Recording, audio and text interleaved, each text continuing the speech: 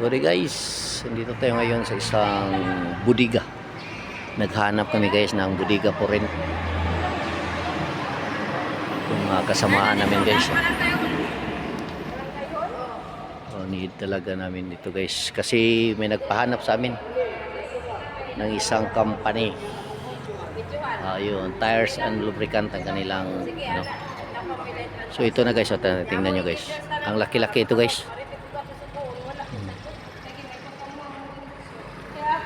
Nasa 1,000 plus to square meter. So ang labas yung bukid niya.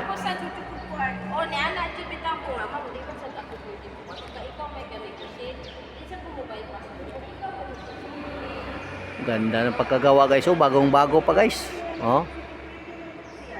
So talagang sulit to. Hopefully guys, magugustuhan to ng aming renters. Sige guys. Oh, ito guys, oh, ang labas guys, oh.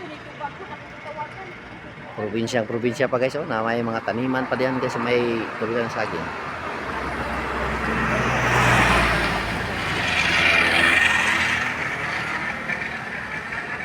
So, salamat guys sa inyong panonood. Magandang araw sa ating lahat. Ito na ang kabuuan